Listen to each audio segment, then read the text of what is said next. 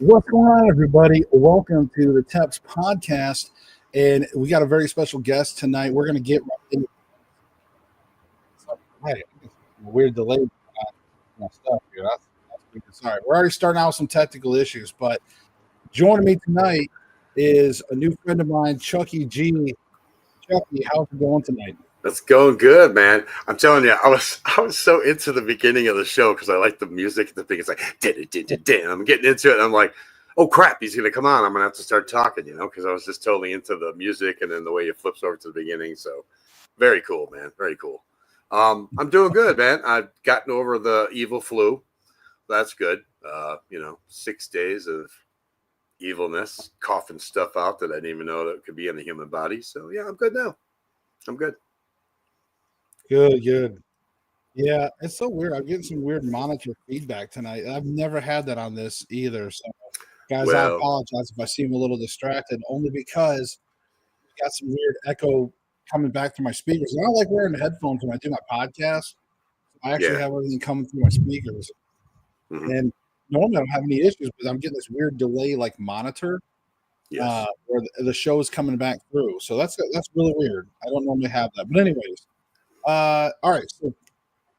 So you're a psychic intuitive and healer. So why don't you tell us a little bit about that? The folks that don't know much about it. Sure, yeah, no problem. And by the way, your electronics getting all weird and shit, that's a normality for when I'm around. Unfortunately, it happens lots of places. My friends notice it. Everybody kind of notices it. I don't know what it is, and it's the vibe that follows me, and I have no idea. But so yes, I am a psychic intuitive. I mean, there's so many different generic terms for a psychic, like psychic medium or something. Look, if you're a medium, this means you speak to the other side or you speak to spirits. If you're speaking to spirits when you're doing readings, then you're doing mediumship or a kind of mediumship. As far as I go, I've been doing it since I was about, I think about 15. I think it's about 15 I've been doing it. So it's been a very interesting life of at first not noticing, not noticing that it was like unusual until I'm seeing things or hearing things. And I'm like, well, these people aren't hearing it. These people aren't seeing it. They're not reacting to it. So I'm like, okay. And I kind of built upon that and started doing reading all the books that they were out there in the 70s. I'll date myself because back then it was like, there wasn't a lot of stuff. You went to the library. There was like this little section about like this. It's called the cult. That was it. So you had like 6 books and you just kept reading them over and over, beginning to end, just trying to figure out kind of like, what's this all about? The energy healing I guess it was kind of the same as the intuitiveness. I just knew that, even when I was sick, I could kind of like, even though I still would be sick, like I said, with the evil flu and everything, I could kind of I know the word control would be good, but I could kind of bring it down a bit, bring that vibration of pain and anxiety and all that stuff. I could just bring it down really quick and really easy. And I'm like, I wonder, so then after, of course, being older and stuff, I'm like, I wonder if I could start doing this for other people, not just for myself. Could I start, because when I first was doing the psychic intuitive, I was just kind of using it doing paranormal investigations. Like I kind of know like where to go for a hot spot or whatever you want to call it, or I kind of know what's going to happen, or I could kind of get a feeling on things. So I'm like, well, wouldn't that be kind of cool if I could take that and then add in life coaching, which I went to school for, and put that together and kind of read people and then have them tell me, what's they're about, and then kind of put the two together and find like a formula that would work for each individual person to help them kind of know that they got what they need inside. They just got to kind of figure out how to use it, because I believe everyone has an inner voice or an id or, whatever you want to call it, your soul, your spirit. I believe you have both, but so there's just a way to tap into that to kind of help you along in your path in life and kind of make maybe better choices. And I mean, it's not going to make life perfect, but it's going to take from that and make it better. And you'll feel a little more happy about how life's going, whether it's tough or not, you know what I mean? And the energy healing kind of came into play the same way. Then I could say, well, let's just try and like, because I love meditation. So I'd use meditation first, kind of get them all nice and relaxed. And then I just kind of go in and move energy around, push out the crappy energy and bring in the good energy. Sort of like when you go in the house to do a cleansing, kind of the same kind of idea. And it worked really well. And people are like, I don't know what you're doing, but it's really, really working. So I just kind of moved forward with that. And that's kind of how that all turned out. And it's been doing great ever since. So nice. No yeah. Cool. Nice. And so, like, what really got you into doing all this stuff? Like, where did it all start for you? Well, as we all know, we all have this personal experience thing. So mine was my mom. When I was around 15, like I said, when all this stuff just started happening, my mom had lung cancer. She was 36. She had lung cancer. And like I said, I was 15. And, we used to talk about these kind of things. Like I always thought, it's just, I don't know why in my brain, but I always thought it's just really weird. You live and then you just die and fade to black and that's it. And it's kind of just an odd concept. I mean, we're such a multifaceted being. How does that just happen? You know what I mean? I don't really think that that's true, So we'd have our discussions and stuff. And so, of course, she got, like I said, she got cancer.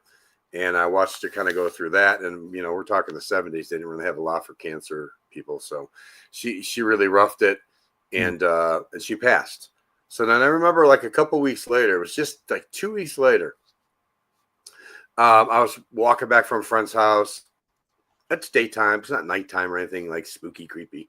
And I'm walking and I had to stop, because the light changed. You're waiting across the street. And I looked across the street and I see this lady and she's, my mom was Swedish. So she's very thin, long, dark hair, very pretty lady.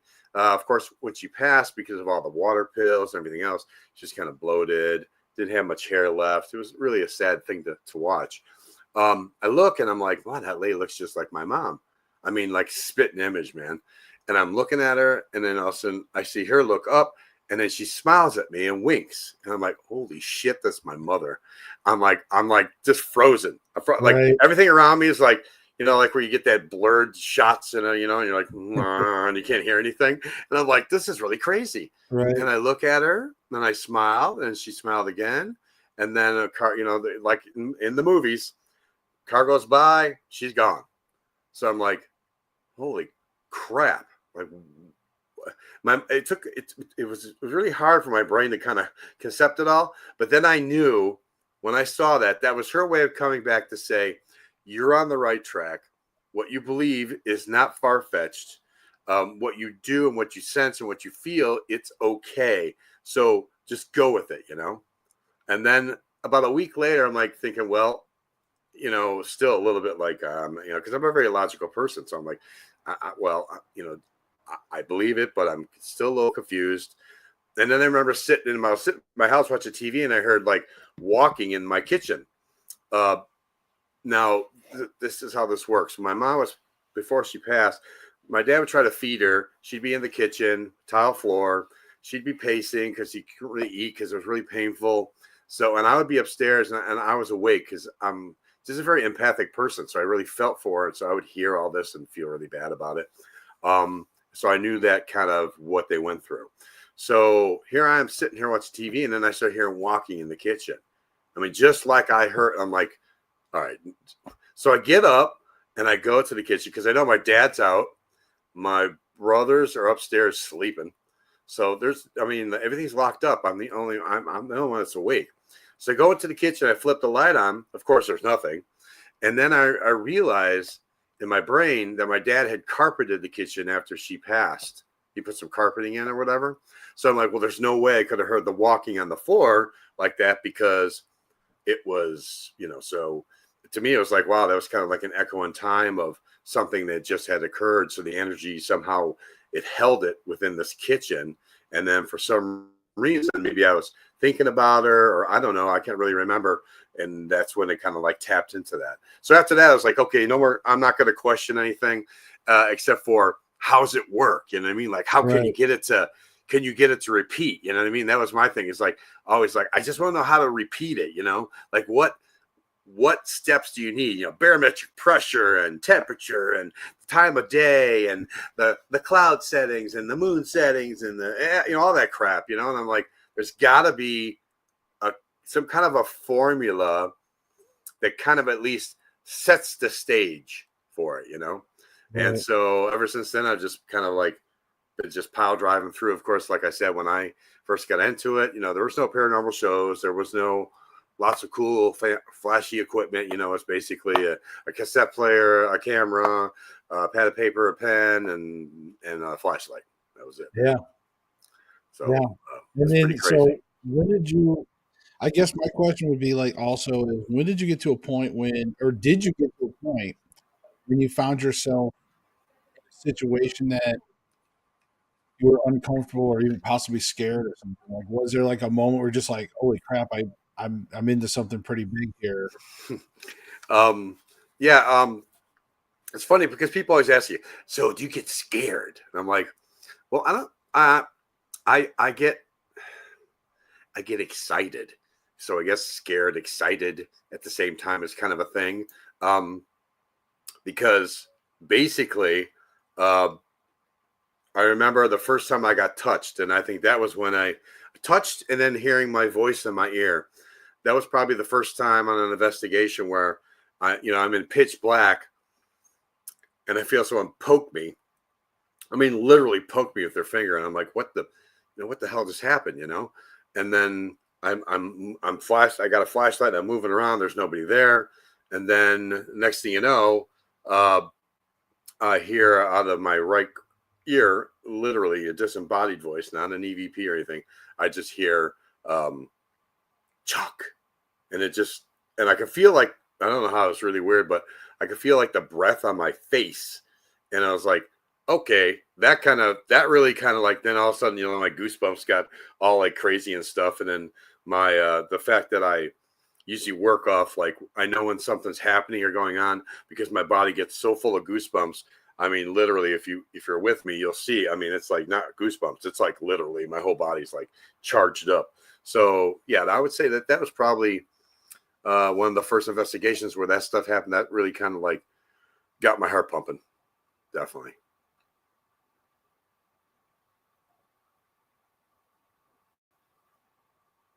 Sorry about that. That's okay.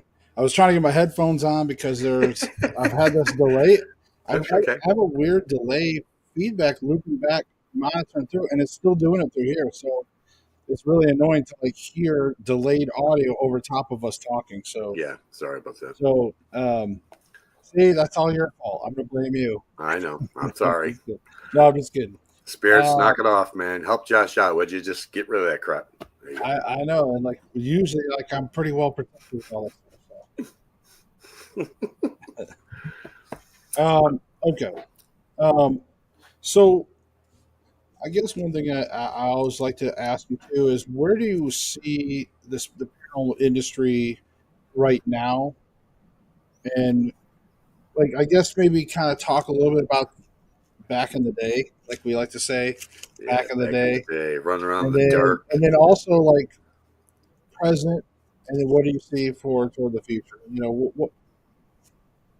All right. Well, I think that answered the first question. I see us at like a standstill, like I see us in a loop. Okay, if you could say, I see the same kind of formula over and over and over, and as much as I enjoy that formula, it's a bit frustrating because I want us to progress. You know what I mean? I want us to go forward. Like when you were on my show, you talked about something, and I was like very intrigued because it's like I want to see us forward. You know what I mean? If you're not, progress is always going forward. If you're not going forward, you're not making any progress. You can keep beating on the same thing over and over, but you're going to get the same result over and over. So you need to change it up. You know, I mean, if there was some kind of like newer equipment, stuff like that, that's going to help us to kind of maybe bridge the gap a little more, that'd be great. But I mean, compared to the old days, as we like to say, man, we've come a long way. I'll tell you that. I mean, I'm not complaining don't get me wrong, anybody that listens and loves investigating ghosts and spirits and all that stuff, because we've come a long way, man. I mean, I remember running down. I dragged my buddy who was a photographer. Well, not a paranormal guy, but I'm like, you're taking your camera and you're coming with me. So he had this Nikon camera that would shoot like 70 feet in the dark. We just blind everybody, taking pictures. So we're rolling up and down Archer Avenue, trying to find Resurrection Mary. And then we got in front of Chet's Melody Lounge, and he came out and he's like, hey, what are you two doing? I'm like, what do you think we're doing? Like every other person's doing, running around here trying to find a ghost. So he goes, come on over here. So we went over there, but wasn't quite, I don't think I was 21 yet. So I had to, we sat on no, I was 21, but my buddy wasn't. So we couldn't go in the bar. So we sat on the steps and he was telling us stories about all the taxi drivers that would come in all freaked out because they picked up some lady and then they turned around and said, oh, this is where you want to go. Because you say stop here at the cemetery. And then they weren't in the car. And so the guys freak out and go into the thing and get a drink because they were all freaked out, which is kind of funny. So he was a really nice guy and stuff because I knew Richard T. Crow. He was a friend of mine when we were younger. And a very nice guy, and he did all the Chicago Ghostland tours at that time, and so I did finally on his tour get to go in the lounge and check all that out. But yeah, so yeah, I'd run around there. We just went to so many different Bachelor's Grove Cemetery. I mean, all your typical places, because I wasn't doing homes really. We at that time it was just basically more of a ghost enthusiast. Trying to be an investigator and doing that. So, and then there'd be places where I just like, I'm getting really weird vibe about this. Let's go check it out. And then we'd go in there after my weird vibe and we'd wind up with stuff. What was really cool was we were at Resurrection Cemetery back in the day and we went to one of those, I go, let's go into the mausoleum so we can take some pictures, So we go into the mausoleum. And my buddy goes to use the camera and he's trying to take pictures and the camera's not working. It's not taking a picture. I'm like, all right, let's go let's go outside. We'll figure it out. We don't bother the people, because there's people that are like here. Show a little respect, So we come out and the camera's working. Beautiful. We go back in, not working again. This happened 3 times where we go in. The spirits are saying, no, we're not having that, man. You have some respect. Get the heck out. So we gave up on that whole thing. But yeah, so back in the day, that was a lot of just run around dark places or cemeteries or, like I said, I used to take the Chicago Ghostland tour and we get to go to, cool place like the Red Lion, was it the Red Lion Pub or Inn in Chicago and all these different places where the Eastland disaster was and stuff like that. So very fun way of kind of doing it, but it wasn't really like you grab your team and your stuff and you go in, let's go investigate, So, so that was kind of back in the day. It was more enthusiast / want to be an investigator, and slowly started to try to figure out if there's any commonalities of things. Because I did learn, and I still believe that going to the same place multiple times is very important. You got to be repetitive and try to set yourself up for, if you can, same times at least. Then you can do different times and then just see the difference between the two and kind of log that. And then, but if you do the same time, like 10 o'clock at night at this place on a Friday, 10 o'clock at night on Friday, and do it like 3 or 4 times and bring the same equipment, kind of try the same things sometimes just to see if anything different comes out of that. Is there change or is it just the same thing? Is it like, are we kind of controlling it?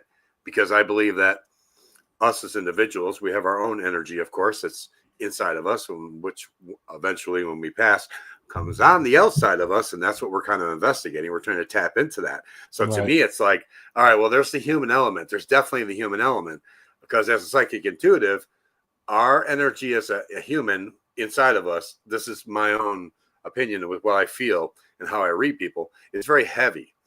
When there's a ghost, as they like to use the word, that's an earthbound spirit. To me, it's a little less heavy than in the physical body, but still heavy. And then there's a spirit, which is an entity that has crossed over and they can come back however that works, and has a very light edged energy to it. So it's kind of interesting when I feel or pick up on that, how that goes about, how that feels. So, right. So then we move forward into like, I'm done running around and being all crazy. I think it was in 2010. I said, I want to start a group. Everybody's starting a group. Let's start a group. Of course, starting a group or having a team, it's a lot more than just, hey, let's get some people together and run around. You know what I mean? I mean, you have to get the right people, the right mix, because if you're going to sit around, I don't care if it's 4 hours, 8 hours, whatever, 2 days, and you're not getting along, it's going to be a really, really long time. Because to me, paranormal is like fishing. You get all the stuff, you throw in the bait, and then you see what happens. No offense to the spirit world, I don't think you're fish, but anyways, but it's kind of the same way. So I'm like, all right, so I was able to gather a good group of people. My friend Al, who is passed now, my friend Larry, who's now in Texas, my friend Janine, who is still living around here, is on her own, and then myself, of course. So, and we were doing it for 5 years straight, man. We were a well-oiled machine for what we had, the equipment for what we had. We got really good results, built up a good reputation, because I really feel that if I'm putting my name on something or sticking my neck out, I don't want to second guess it. It has to be that small percentile that I just can't explain, or it's just really odd. I can't repeat it. That's the kind of stuff I'm looking for. Plus, I like layering, where it's like, okay, well, I got the story behind it, and then I got audio, and then maybe I got a little visual, and then I got a personal experience, all within that same loop of whatever just happened. So right. It's like a cross validation. Yes. So then after 5 years, of course, my friend Al passed, which kind of then split everybody up. And then I built a couple other small, teams again with different people.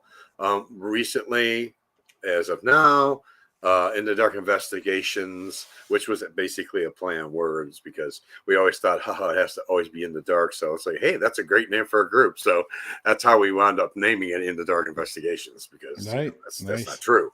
But so yeah, I just recently it's kind of sad, but I closed it up. I called my last team member and said, look, I'm going to put it to rest.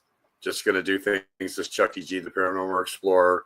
I can bring in guest investigators. I can do things by myself, because I have my own YouTube channel and stuff like that. So, and I'm doing TikTok, which next week is my first show back for this year. So, so things are kind of changing, what I mean, as far as that goes now. So now I'm looking to branch out, connect to new people, find different ways of getting this field to kind of move along a little bit, you know what I mean? Right. And quit being so sedentary, because I don't want to get bored. Because what is that going to take? What do you see that take? What is that going to take to move this field forward in your eyes? Wow, that's a really damn good question, Josh. Right? We're all trying to figure that out. I hope I have an answer for that. I think that what it's going to take is a well-oiled machine of people that are in the same mindset as I just said about being sedentary, and finding new equipment and different perspectives on the things that are happening, and trying new experimental stuff, whatever it might be, to kind of recharge it. And, instead of doing the same old, same old. Now, what exactly that will be, I don't really know yet. But, I like to figure things out as far as my brain goes. It's like, how can I add to the mix? You know what I mean? Like, normally I go in as an investigator. Should I go in more with my psychic abilities and use the investigation as a secondary thing, and let someone else be more of the techie and see where that goes? And, so I don't know. There has to be a new formula, but I just don't know exactly what that is quite yet. Yeah, I think it's just gonna have to culturally come back around a little bit as well. Yeah.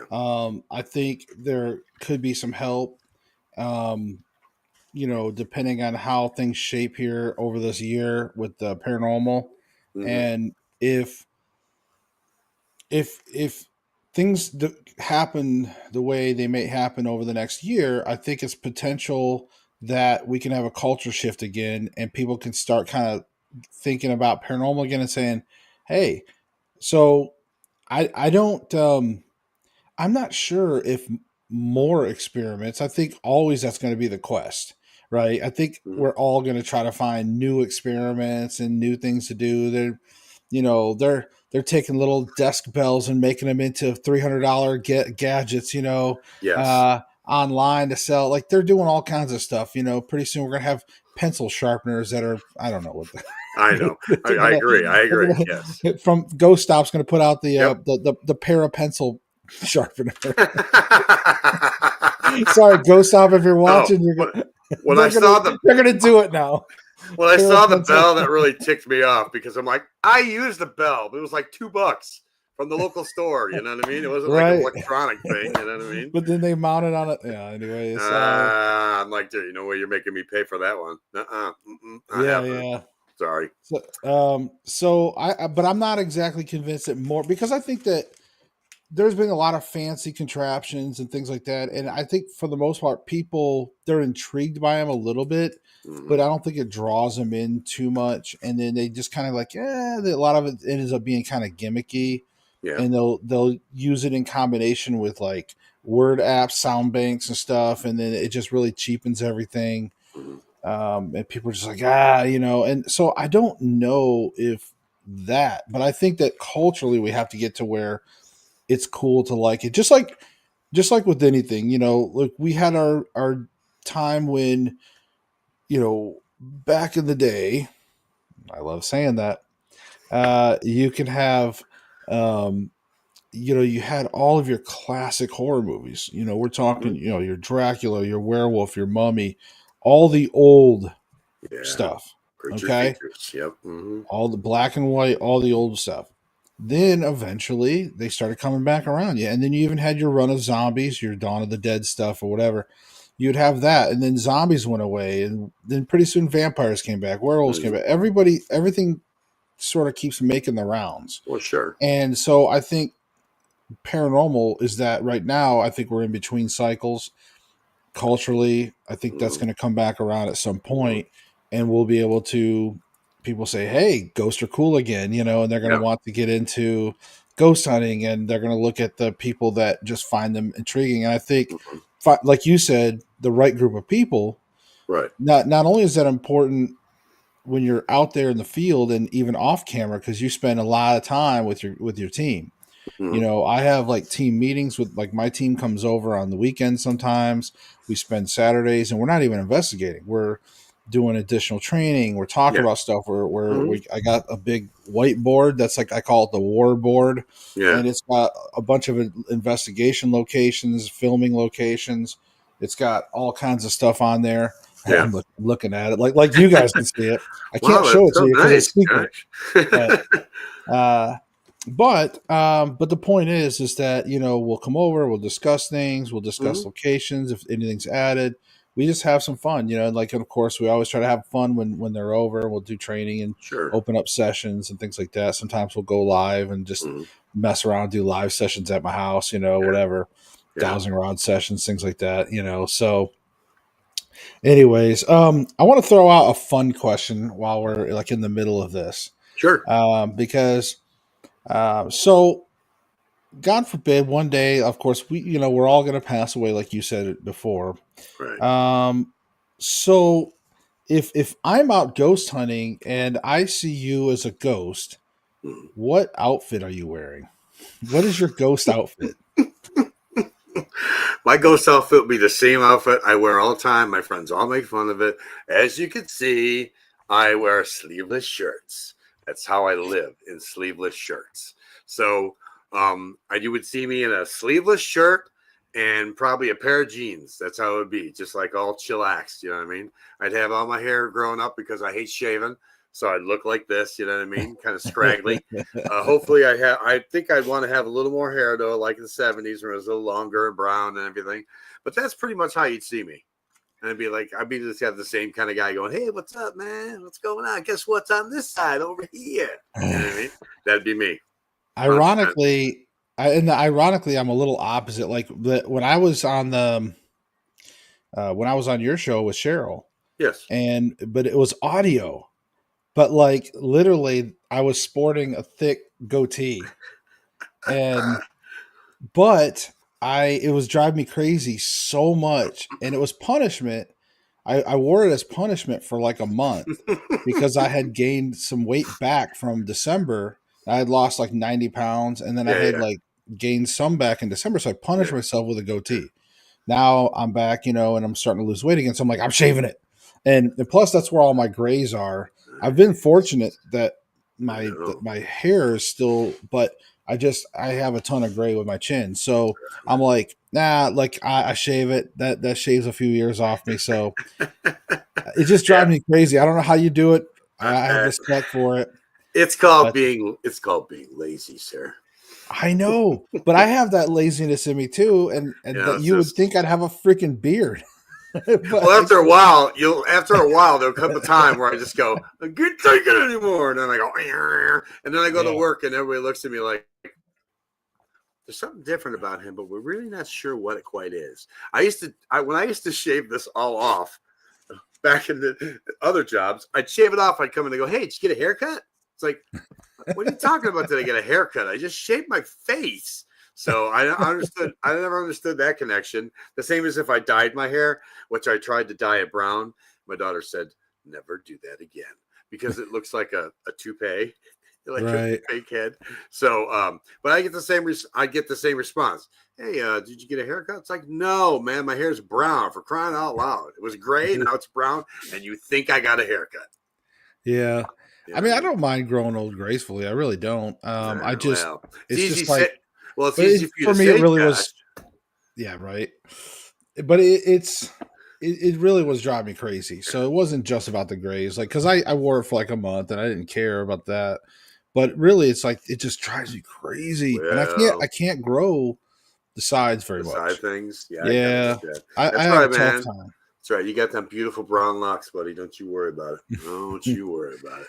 Yeah, sandy blonde hair stuck. I'm jealous. It's been good for me. Yeah, it went from gray. Now it's just white. Now it's just like freaking white. Like Santa. Well, ironically, I was born with silver hair, and then my real father has jet black hair and black eyes, and then my mom has blonde hair, blue eyes, and I got her hair and eyes, but I got his body, like his short, fat, stubby body.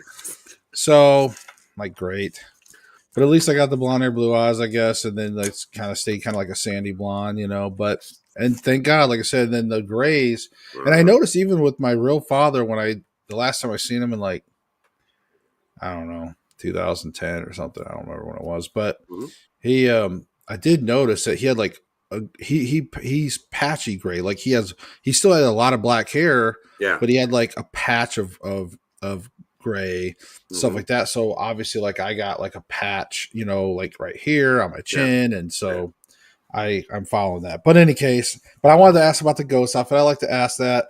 A friend of mine, actually SRS Paranormal, they ask a lot of people that, so I kind of stole that question. But I got another question later on for you. Okay, that will be my question. I like to ask too.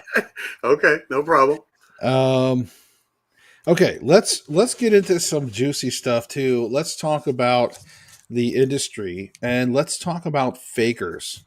I want to get into that. I know you and I had touched on it before a little bit in your show, so I want to get your take a little bit on what you see and the evolution of fakers. I think they've really gotten to the point now where, I don't know, at least from my perspective, when you watch stuff, you can just tell it's not the real deal. It's just look, my thing is when it's too good to be true, it's probably not real. You know what I mean? That's the bottom line right there. Okay. Because I've been in the trenches for 40 years. Okay. I've never seen things levitating off the ground and flying around the room. Okay. That would be nice. And maybe it does happen. I have personally never seen that. Okay. I have personally never run into a demon where they wanted to kill me, or whatever happens in the shows that they have now. Or you're or if you're a certain person, which you won't name names, you're possessed on every show. Then okay. But so yeah, I think we've really gotten to that saturated point. I think that's why. I think that's really why now you start seeing the drop went in all the shows, like boom, boom, boom, boom. Right. It was all the same formula. It was all the same thing. Now I do believe there are a few shows that were pretty legit. Only because people have to understand off the get-go. I mean, these people shoot for 2 or 3 days. They gather whatever they can gather, and then they have to cram it into a 40-minute show. That's with commercials. So you can make it look pretty cool, and the evidence can still be true, but maybe not the timeline, right? Maybe not, the way they're portraying it, because you have to remember it's entertainment. And if there's no entertainment, nobody watches, and then there's no show. So you got to have some kind of a story plot behind it and stuff like that. I do believe there are some people on some of the shows that were that really did want to help others. You know what I mean? That's cool too. There's nothing problem with that. But still got to remember, it's unfortunately, it's still a show in that perspective. It's really hard. Even what I do, or what you do, or anybody that's in the trenches, as I like to say, it's really hard unless someone's with you in that moment. You can say, look, it's real. You trust me. I have a good reputation, which, right. I try to build upon. So people believe what I put out, but, at the same time, there's going to be that little bit of, I'm not really sure, because you weren't there. Just like if I'm watching something and someone sends me something, says, do you think this is a ghost or whatever? It's like, I don't know. There's so many variables that you're not giving me. So I cannot answer that question. And I'm not there to experience it. I don't understand. I don't know the backstory. I don't know any of that stuff. So, yeah. So I think that's kind of like where everybody just started to get burnt out. In fact, I was starting to get burnt out because it was like, just the same kind of thing. I really thrive on going into homes and helping people. I think that's really something I like to do, because being a life coach and all that stuff, I guess it's just another way of helping people to alleviate fear, to educate, also to, gather some interesting evidence and maybe see what's really happening. And that's always exciting. I'm not going to say that's not exciting, but, it's more of you feel more gratified helping that person and getting something out at the same time versus just running around some building that they say it's haunted. And so would you say that you prefer the residential cases over that? 100%. Well, I know you asked me that, so I'm asking you back. That's why I wanted to make sure I asked you that back on there. 100%. I prefer residential. I mean, I like the bigger places because you can do a little more experimentation. I'll use that word again, because you're not screwing with these people's lives, because you're in there trying to help them out and get answers and whatever, or no answers, or some idea of what might be going on and how they can take back control of their home and feel good about it. So when you're in a open forum like that, when you're not in a residence, then you kind of test things out and stuff like that. You go, wow, that would probably be good to use in a home setting for the correct whatever is happening, you know what I mean? Versus doing it in their home while they're, because unlike TV, a lot of people don't want to leave you in their home by yourself. So you gotta take that into consideration too. You know what I mean? It's like they'll just go, okay, here's the key to my house, bye bye. You know what I mean? Because they're getting robbed and stuff like that. So yeah, that's the bottom line of that one too. So so I say residences 100% are more my cup of tea, I guess. So. Yeah, and just like I told you before, it depends, because for me, like, I'm the kind of person that if people come to me in need and they need help, I'm not going to turn them away. So if like they're in my area. Now, if they're a little bit beyond my normal scope, if I know people, I usually know other teams in other areas, so I might refer them and say, hey, look, I know this person here. I might refer them or something. But if they're in my area, like, I'm going to help people. And the problem with me though is, like, if I'm going to help somebody, I do a full case. Like, I don't just show up. It's not a one and done. You don't Yeah. just No. show up one night and say, okay, here you go, boom. I Yeah. mean, sometimes every once in a while you can kind of do that if you kind of know what's going on. You pretty much Hmm. figured it out. You kind of know what advice to give them and things like that. But Right. ultimately, there's follow up and there's a lot more involved than people realize. So, yes, sometimes I don't like to get involved in that because it takes up a lot of time. And I've got a lot of things going on right now Yeah. with the show and everything else. Hmm. But with that being said, I do like to help people. When I do get those chances, I will help people. I will do those things. So if you're watching out there, don't think you can't come to me. I will help you. Um, it's just that I don't go seeking it because I don't want to get myself involved with like 80 cases and then I'm constantly having to follow up with all those cases. And because Sure. I did that before, Yeah. and it's like it's a lot of, then you Well, have sure it case is. files and you just regularly, it's a full on I got deal, and stacks. it doesn't pay. Yeah. And No. no offense, but it just doesn't pay. So Yeah. you have to find a balance, and for me, that is doing the show, doing other things, Hmm. doing appearances, that kind of stuff to help sort of pay so we can do investigations or help people and things Hmm. like that. So Yeah. that's kind of my balance.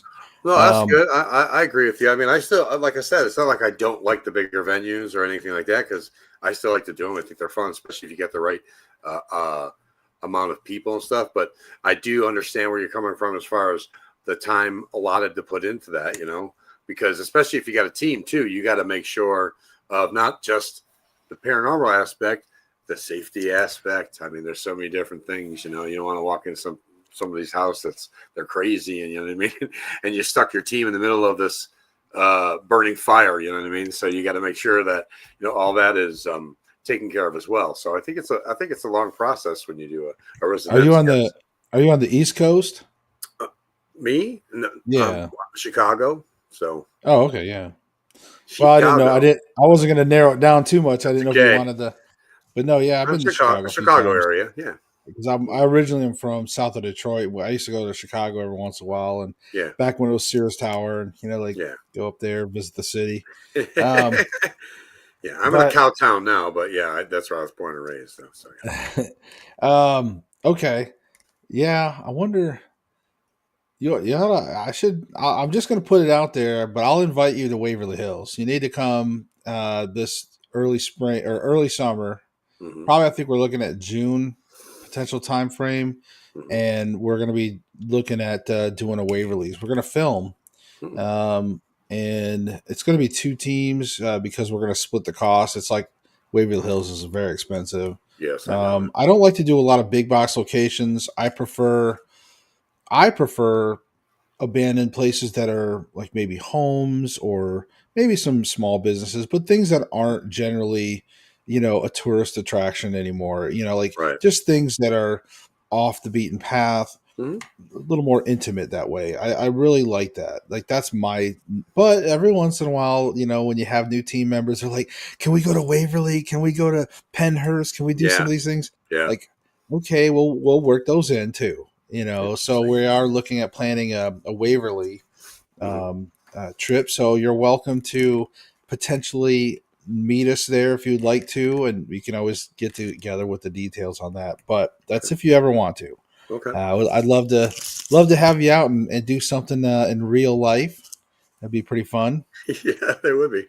if you say that. But let's take a moment here. I just want to recognize um, Paranormal Underground Magazine, folks. You see it right above me here on the screen, guys. Paranormal Underground Magazine. I've known Cheryl them for years now, and they've always put their blessing on the show, and we've always sent people their way. But if you love paranormal, guys, you can get a fully illustrated paranormal digital magazine, and you can actually ask them. You can get a printed copy too if you really want, Yeah. but you can get the digital magazine, and this thing is gorgeous. Like and normally we do a lot of like we'll respond to a lot of articles in the podcast, but it's again fully illustrated. It's a full-on magazine, and it shows up once a month. Guys, go there, paranormalunderground.net. Go there and just tell them I sent you, and you're gonna get a year free. All right, it's gonna come in your email. It's gorgeous. So guys, go give your love to Paranormal Underground magazine. You're not gonna regret it. If you love paranormal, you're gonna love that magazine. So guys, go check that out for sure. And of course, Chuckie, real quick, why don't you plug the radio show? Oh yeah, we got two actual radio shows. We have Mindful Mystics. There's no like set days and times we're on, but you can find Mindful Mystics podcast on Facebook. Just go to their page, and they'll be able to find out like the shows that we do because we pre-record, and they'll come out, and you can go ahead and listen to them through Podbean. Also, Paranormal Underground Radio has just come back. We brought it back. It's not live anymore. It's a pre-record as well. You can also go to Paranormal Underground. You come hear me on the show. I was on the show. Yeah, there you go. And you can get to that on Facebook as well. And it plays on the same thing. It plays on Podbean either way. So yeah, you can check out those shows too. Because one's more. We used to talk about ghosts and stuff like that a lot on Mindful Mystics, but that's why we brought back Paranormal Underground radio, so we could do that there, and then do like more of the metaphysical wellness and stuff like that on the other show. So, spirituality stuff, yeah. And I used to write for Paranormal Underground magazine for 2 or 3 years, so there's a lot of back issues. If you go to magcloud.com, you can get all the printed materials and stuff like from there. Check out some. I did one on Black-Eyed Kids. So the covers are Black-Eyed Kids. Nice. I did one on Matilda, my haunted doll. I did one on mirrors, topas, all sorts of different things. I think about 8 different covers or something that I did for this stuff. And I was on the cover of Paranormal magazine just 2 articles ago, or 2 magazines ago. So yeah, I believe so. I usually try to check them out. So no, that's awesome though. But no, for real though, like just to let you know, when you guys released it, the when I was on there, I actually shared the link with some of my personal friends and things like that and stuff, and they actually like started listening like right away, and they're just like, then after like an hour or so, they like, they messaged me back, said that was really good. So I had a lot of good compliments on it. So we must have did something right. That's awesome. That's cool. Yeah, awesome. I'm glad to hear that. Yeah, I hope that people like it. I mean, Cheryl gives us all the demis on it and stuff like that. We got people in Vietnam that listen. It's just some of the places I'm like, people really in Vietnam are listening to us. That's kind of crazy. You know what I mean? But yeah, that's kind of nice to know that people, it's nice to know people enjoy what we're doing and stuff. So we're not just talking into the air. You know what I mean? So that's good. I still would do it though. My show's not very popular, but I still do it. I don't care. I do it every time I can. Show. I love your show. I appreciate it. But let's see what else. Oh, and so one thing I want to do another fun question real quick. Actually, no, before we do the fun question, let me get back to the faker thing because I want to finish up a little bit on that. Sure.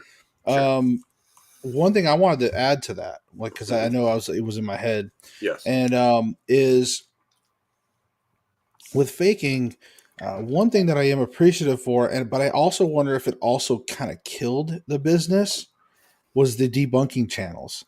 So I think the debunking channels was a good and bad thing for us. Like a good thing to keep, things in check. Right. But the bad thing was they did so much debunking that, again, you get a large group of people starting to follow the debunkers. Well, guess what? Now every show they go to, they're looking at it from that angle, which isn't fake. Again, not necessarily a bad thing.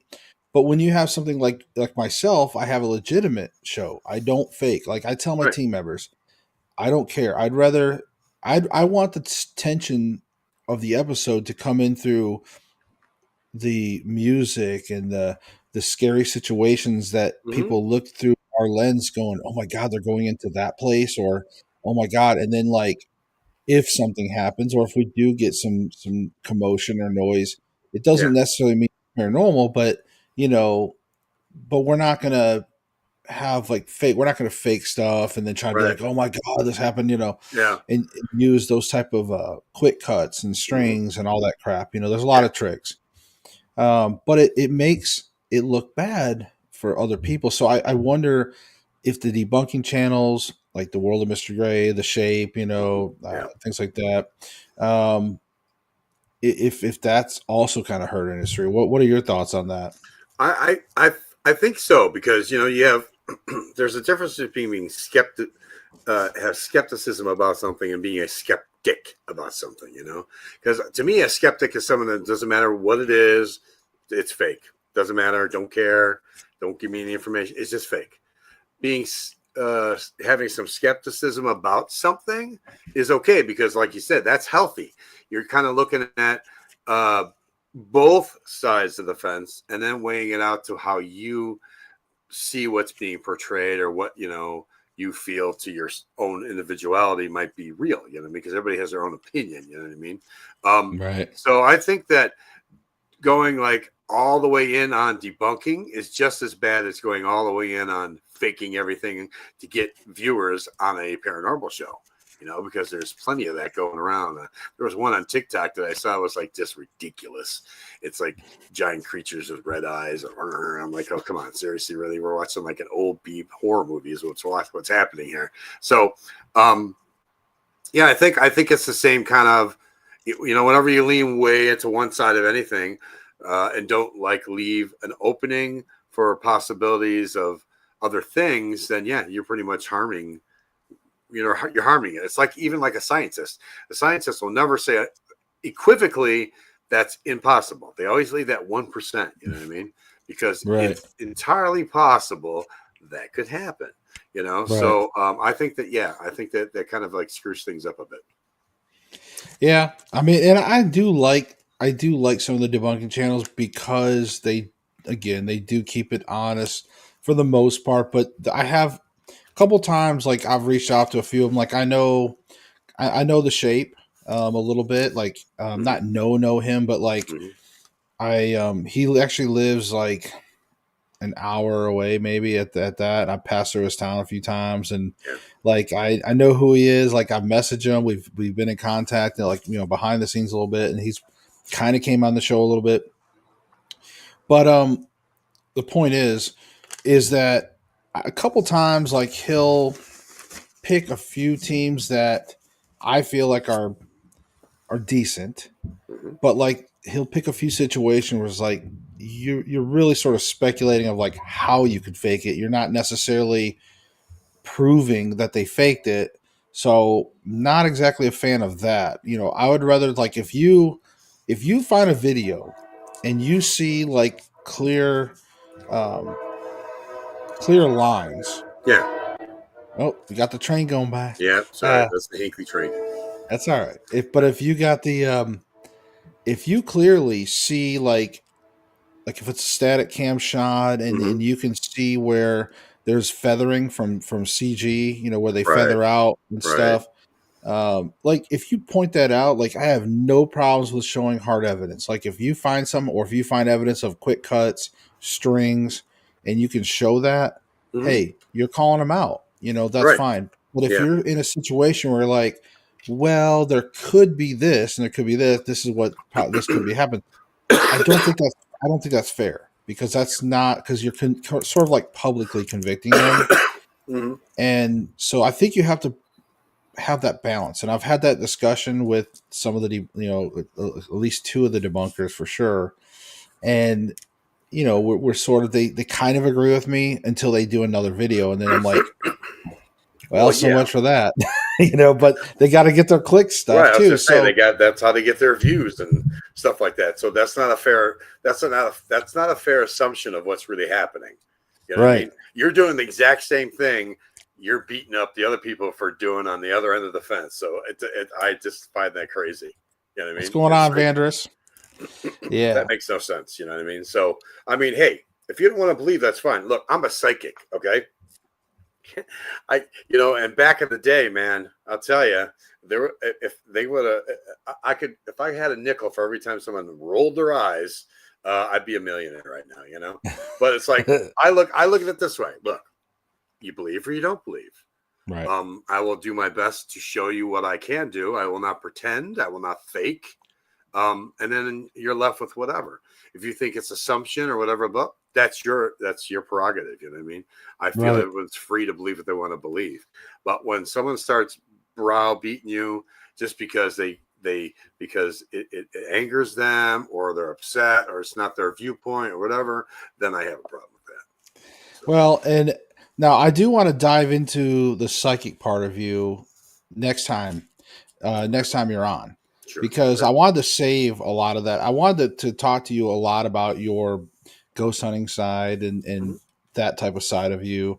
but I plan on hopefully having you back in the near future. We still got time. Like I don't have a set time, but we can. But that's why I'm letting you know. I want to get really more into your psychic side on another show specifically where we talk more psychic stuff because I love that. And I think that's a whole other subject in its own. Yeah, that's a thing. For sure. Now I want to ask you this. Here's one of my fun questions. Sure. Okay. So if you don't have this off the top of your head, I'll give you a moment to think about it. So as a ghost, okay. All right. If you get the option to just go back, you only can do one time. You can go back to any time period, any part in history, and go back and witness as a ghost and just kind of witness things, kind of keep just kind of check things out for a little bit. Mm-hmm. What time would that be? What would you want to witness? So it can be any time. It doesn't have to be like way in the past. It can be any time, and I'll let you think about this real quick because I'm going to answer my first. That way you get a chance to think. Sure. Me, personally, I really thought about this. There's so many interesting times in history. I think I probably would want to go back in time and see when the pyramids were being built. I think that, for me, could lock in a lot of other things. Because there seems like so much of our history leads back to not just the Giza pyramids, pyramids all around, but I would like to really witness how those really were built, and just kind of get the overall sense of what was going on. And I think that could lock in a lot of the big picture. So that's my answer. So, okay. What do you think? What do you think for yourself? Well, there's plenty of them. I mean, first thing I thought was, let's go to 1980. But anyways, but I would say more one or the other. I would either like to do the times of Salem with the witches and all that, to really watch what went down in the thought processes that were going around and what really was being stirred upon. Of course, I wouldn't tell them I'm a psychic because that would be bad. But I'm a ghost. Well, you're a ghost. Remember, you're a ghost. You can't interact. So either be that or New Orleans. Like with all the voodoo and everything. When Marie Laveau was alive, I would love to have met her. But just to see that thought process on the religions of it, because voodoo is a religion versus hoodoo, which is there's a difference. But so all those different. Either one or the other, because for me it's all about yes, there's the realities of everything, but I really truly believe there's also the magic in each one of them as well, like things that maybe are underlined that people missed because they were so into the time of what was happening and the physicalness and the reality of it. There was a lot of things that were happening that maybe couldn't be explained, just like we do in the paranormal, that really was being missed as these other things were happening. You know what I mean? Like true witches, true people who really could do, spells and stuff like that, versus just what you heard. So I think that'd be interesting to go in those times to see what was, really kind of sush it out a bit. So how about a bonus one? And that would be, to me, a bonus one could be, since you're talking about trying to witness true stuff, maybe, I think we'd have to go way back. So I would like to look back at, if I had a bonus, or maybe if I could change my answer, I don't know. My other alternate would be Sumeria. So if I could go back during the Sumerian times, it would be very interesting because they're the first ones to have a written language that we can understand, right? And they thought it was so important to document. Part of their documentation in all their writings was the seeing ghosts and demons. And they did make a distinction between ghosts and demons, not just, they weren't just talking about evil spirits. Right. They were they knew the difference between deceased, human spirits, as you say, like human ghosts, right, and the demons. So, but they saw them everywhere. Like they saw them a lot, and then they got into spiritual battle. Like they were doing rites and rituals and battles to combat this stuff. So for them to lay that out, and it was that important, it just makes you wonder if humans back then, 6,000+ years ago, Mm-hmm. could see things unlike now, where that ability has sort of been It's gone dormant. diluted, Yeah. Yep. diluted to the point where it's just few people. Yeah. But back then, I believe that everybody had a lot more spiritual connection and could see these things, and probably see a little more of a cross between through the veil, Mm-hmm. Yes. Um, so Yeah, well, I agree 100%. I think medieval times, we're talking going back to the age of Merlin and all those, the seers and stuff like that.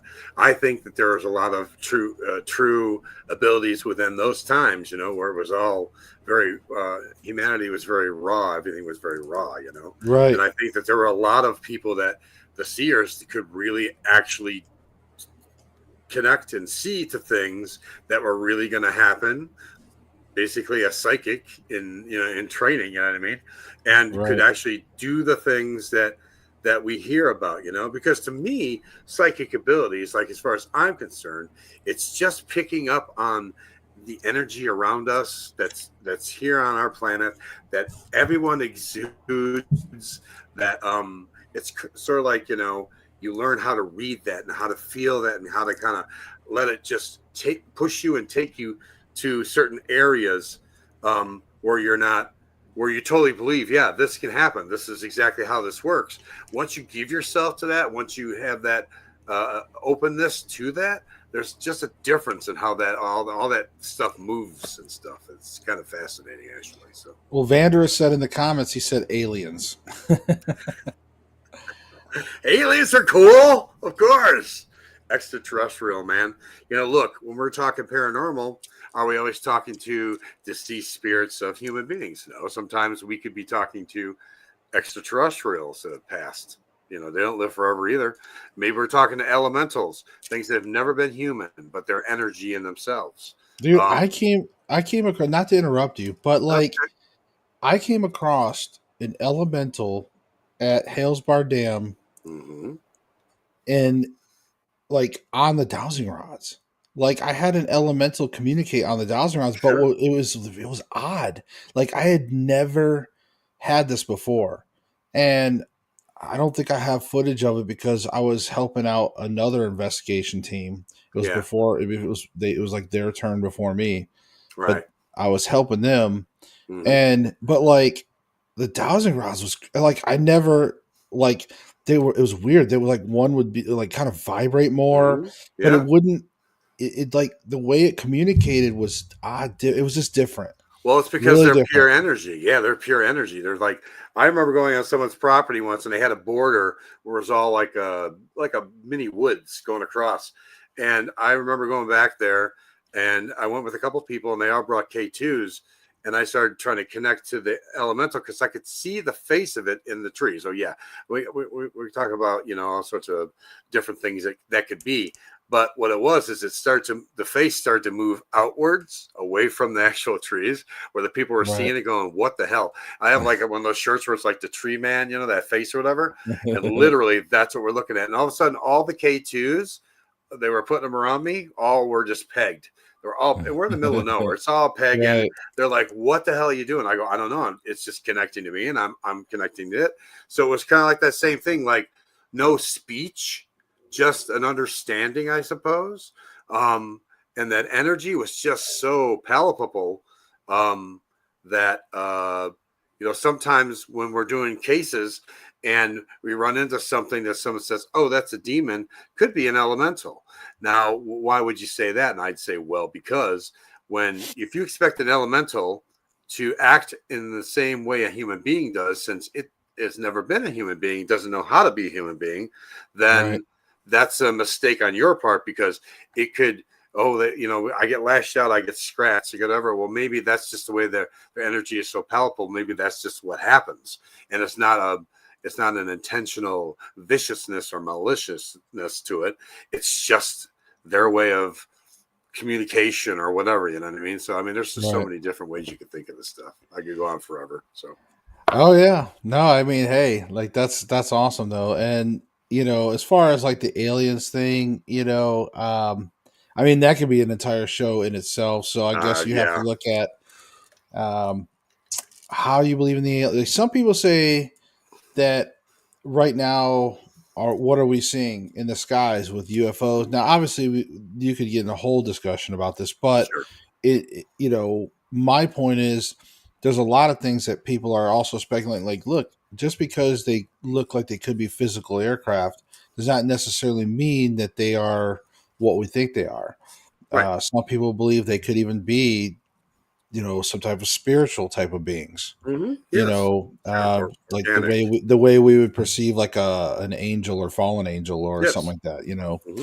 So there's definitely that side of theory. I think even somebody like a big personality like Tucker Carlson, Hmm. actually, he's very open about when it comes to aliens or UFOs. He leans actually more toward the spiritual side Hmm. of things. So it's pretty interesting. Yeah.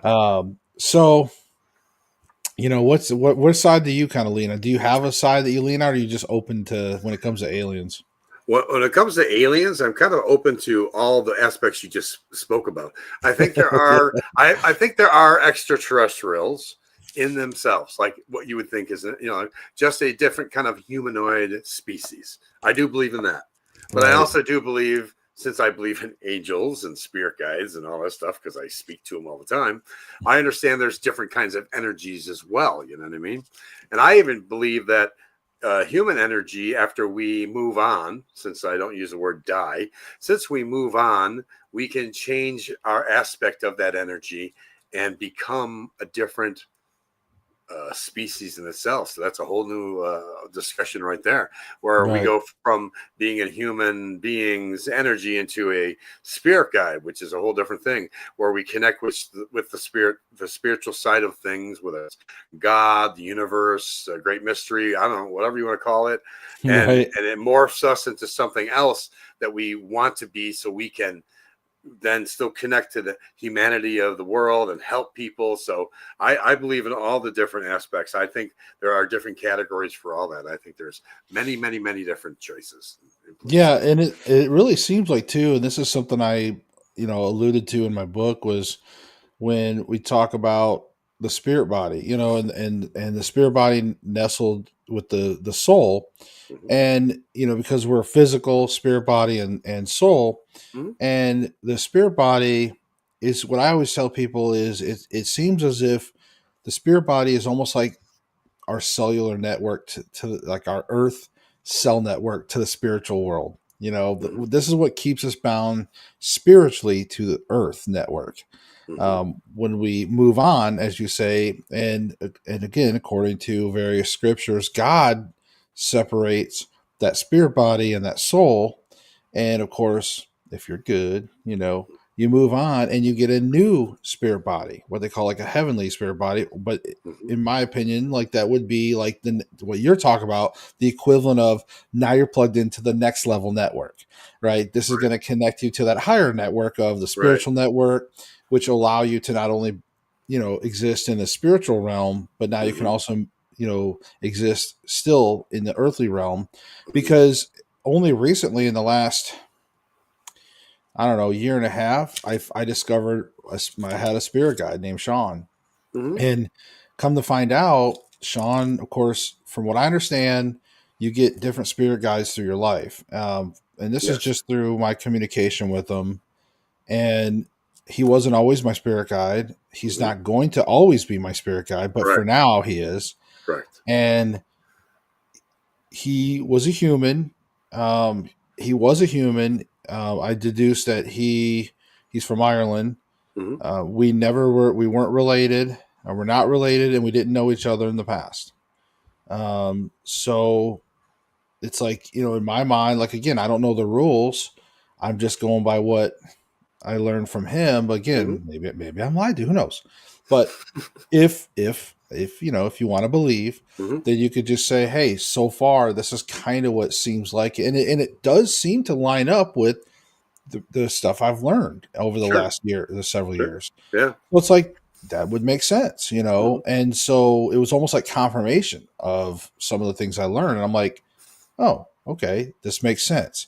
So, you know, I think that what you talk about, when I heard you say, I was like, yeah, that lines up with what I've been learning too. So I mean, it's like, you know, Yeah. you're 40 years, my 30 years, you know, we got like 70 years experience between us. So, um, you know, and we're very similar on a lot of that. So I hope we get to do more things together in the future, Chucky. I do. I think it'd Yeah, be pretty sure. cool.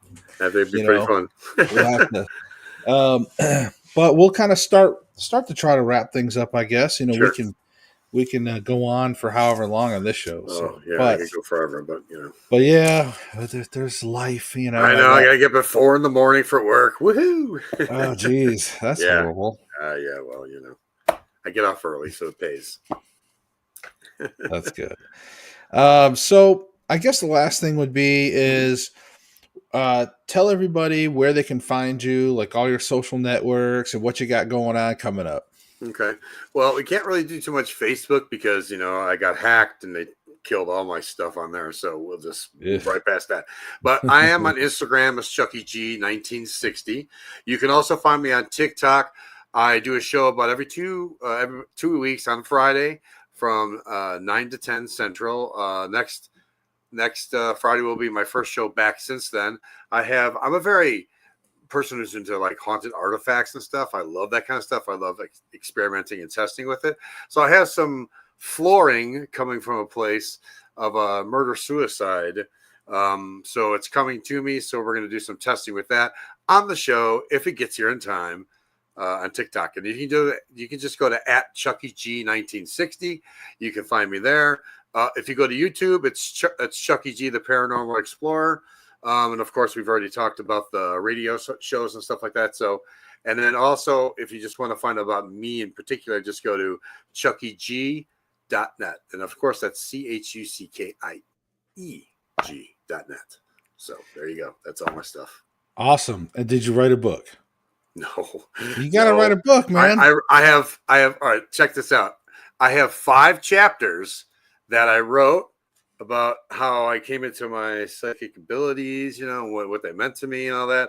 And I have a ghostwriter who is Cheryl from, and we did it like years ago. And then now it's just sitting there because I don't know what to do with it. I'd have to read it and then figure out where to go with it. I haven't done it. Yeah. Well, you definitely gotta write a book, man. You gotta do it. I'm telling you, just get all your thoughts in there, you know, just at least get your first one started. Trust me, because I wasn't gonna do it. Yeah. My thing that held me back for the longest time was reincarnation. I was wrestling with reincarnation. Like I'm like, because I didn't want to just dismiss it and say, well, with my beliefs and blah blah blah, I don't really know if I am gonna entertain that. But I couldn't ignore it because you had like Dr. Jim Baker, I think, or out of the University of Virginia, had like thousands of cases of kids from like 2 to 5. Oh, yeah. It's just there. It's out there. So it's like, I can't ignore reincarnation. Yeah. But so I had to really dive in and do some research. And then it was just like one of the days I wasn't thinking about it.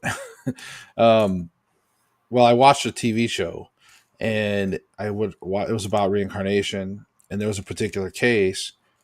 And I'll kind of spare the details. I won't get too drug out on this, but ultimately, when I left the show, I was like, there was something that stuck with me for like a week, and it just rolled around in the back of my head. And then one day, the light bulb went off, and I'm like, okay, if this could explain reincarnation, yes, given the theories and given the stuff that I've read and researched and my own experiences of just everything in general, it would really line up and everything would kind of work. So then I was like, well, how am I going to tell everybody where I stand? Like, how am I going to explain my theories of the afterlife or death and like all these things? Like, where am I going to do that? I'm like, that's going to be a hell of a video, man. If people aren't going to want to listen to my ass, that long. Yeah. I was like, I'm going to have to write a book. This sucks. And I didn't want to write a book, but I like want to at least try to get all my overall views into something. So I just started writing like 20 minutes a day, in between. I had like a laptop. I'd be out at work and like sitting in a customer's driveway if they weren't home yet. I'd sit there and type away for a while and plugged away, and finally and released it. It sold internationally and did some book signing events, and it was pretty fun. And it's not the greatest work. It's not Shakespeare or anything, but I mean, hey, I got it out there, and it's in some libraries. I'm proud of it. So I always tell all my other paranormal buddies, like, hey, you need to write a book though. Like, get your theories, get it in a book, even if you just do it through Amazon and publish it out there. It's just cool to have one. I used to have one like right here all the time near me. I could just like pull it up, and be like, hey, look, it's my book. I don't have it. It's like out in the garage or something right now. I don't show it off much. Yeah. But Paranormal Rockdown came in and said, "How are we? We're doing good. We're ending the show, so you're a little late, but that's okay. Go back and watch the replay. We talked about some great stuff." But other than that, guys, thank you all so much. As far as me, you can find me here every Thursday. I have a original series called Teps Investigates. It airs on Paraflix, which is a paid streaming service, but it's like $4 a month or something. If you use the promo code Teps25, you can get like a discount. You can get Paraflix for like a year with like a discount. It's not expensive, but you get access to a lot of original series. Maybe Chuckie G can get on there, and get him a spot on in Paraflix, get with his new, he do his Chuckie G solo stuff there on there. But you can find me through there, and again through there, and then Facebook. It's still the Everything Paranormal Show on the Facebook, but I did change the YouTube to Teps Investigates.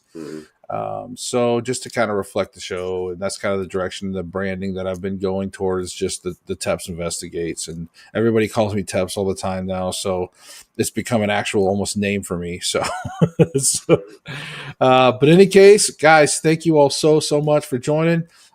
Chuckie, stick around just for a second as we end the stream. Other than that, guys, see you. We're going to try to do this again next Thursday, 9 p.m. We'll see you. And remember, seek the truth.